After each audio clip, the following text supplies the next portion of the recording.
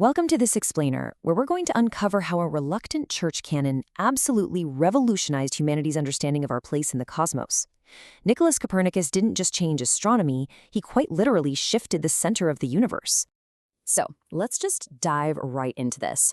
What if everything you knew about the universe was wrong? Seriously, take a second to imagine a fundamental, unshakable truth you hold today. Something as obvious to you as the ground beneath your feet.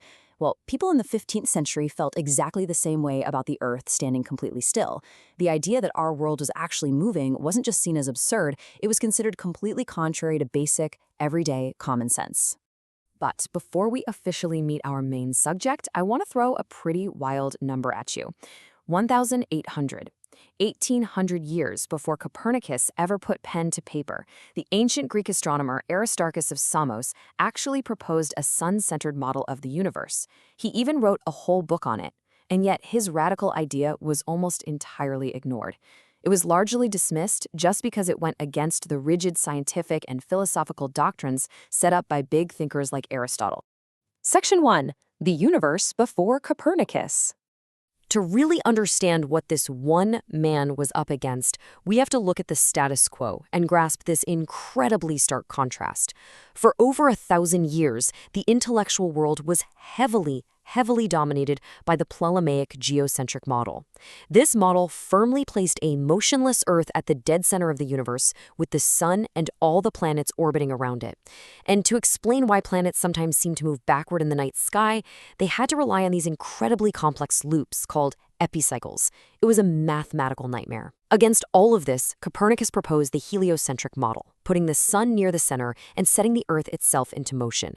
The stakes here were absolutely massive because this single idea challenged physics, traditional philosophy, and widespread interpretations of scripture all at the exact same time. Section 2.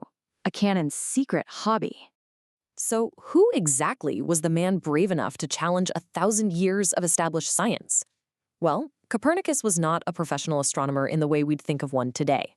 Born in 1473 in Toruń, Poland, he was orphaned at age 10 and raised by his maternal uncle, who happened to be a Catholic bishop. His tools were incredibly simple, just books, globes, and some really rudimentary instruments. His actual everyday day job was acting as a church canon. We're talking managing property, handling finances, even providing medical care. His monumental work mapping the heavens was effectively a secret side hustle, and he did it all entirely with the naked eye, a full century before the telescope was even invented.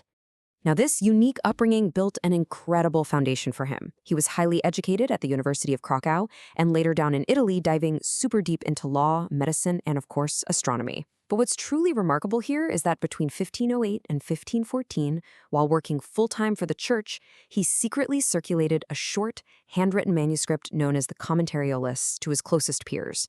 It was this quiet, cautious whisper of a theory proposing that the Earth moves. A whisper that, as we know, would eventually echo across all of human history. Section 3. The heliocentric hypothesis. Okay, let's get into the actual mechanics of his world-changing theory. What's so fascinating is how Copernicus managed to restructure reality with just a few core postulates. First off, the center of the universe is near the sun, not the Earth. Second, the Earth isn't just moving, it actually has 3 distinct motions: a daily rotation on its axis, an annual revolution around the sun, and an annual tilting. And third, the distance from the Earth to the stars is immense. I mean, far larger than anyone had previously dared to imagine. Interestingly enough, though, he actually retained the ancient belief that orbits had to be perfect circles and move at uniform speeds, which meant he still had to use some pretty complex math to make his new model fit what he was actually seeing up in the sky. But here was his biggest hurdle, and it's one staring us right in the face. The Earth just doesn't feel like it's moving. I want you to put yourself in the shoes of a 16th century scholar for a second. Without any understanding of modern physics or gravity, there was simply no physical explanation for how a massive, heavy, lazy body like the Earth could be hurtling through space. The Aristotelian physics of the time argued that heavenly bodies were made of a special substance called ether that just moved naturally, while the Earth definitely did not. People thought, hey, if we're spinning so incredibly fast, why don't we feel the wind of our own motion? Section 4, a deathbed publication. Knowing the massive, unprecedented resistance his ideas would face on physical, astronomical, and theological grounds, Copernicus was deeply hesitant to face the inevitable backlash. He was terrified of being mocked by the academic establishment and of running headfirst into conflict with religious interpretations of the heavens. So for decades, he held off on publishing his massive 6-book compendium, De Revolutionibus.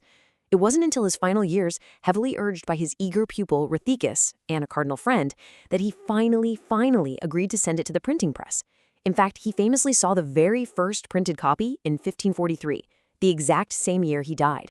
But hey, don't mistake his hesitation for a lack of confidence in his work. Not at all. In his dedication to Pope Paul III, Copernicus showed some real fire. He wrote, "Perhaps there will be babblers who claim to be judges of astronomy. I disregard them even to the extent of despising their criticism as unfounded."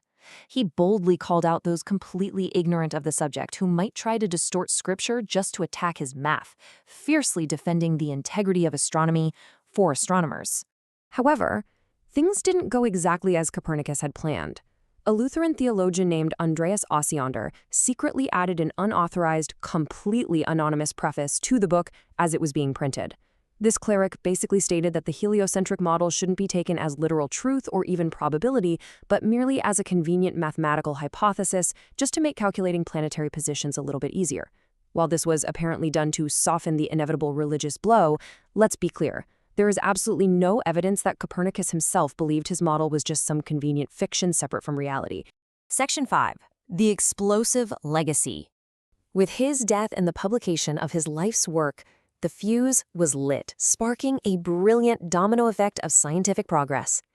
Copernicus published his model in 1543, and sure, it was an imperfect model that still relied on those perfect circles, but it was the necessary spark.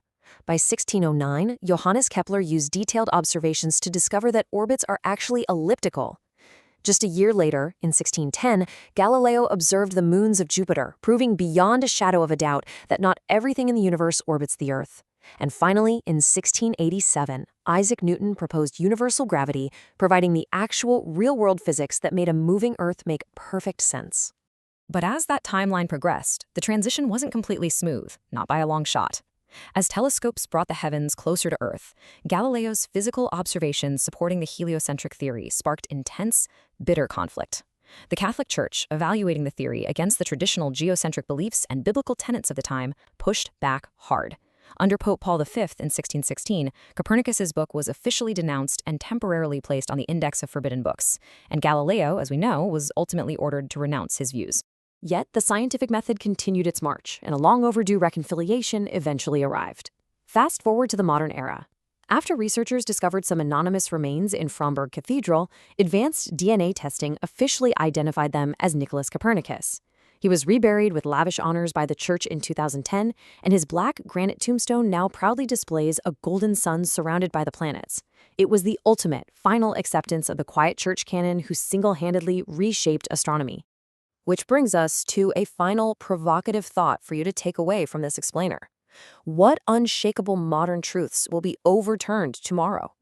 The story of Copernicus is an incredibly powerful reminder that our quest to understand the universe is a constantly evolving journey. I mean, if 1,000 years of rigidly established science can be completely dismantled by a church canon just working in his spare time, we really have to wonder, what fundamental assumptions are we holding onto today that the scientists of tomorrow will completely rewrite?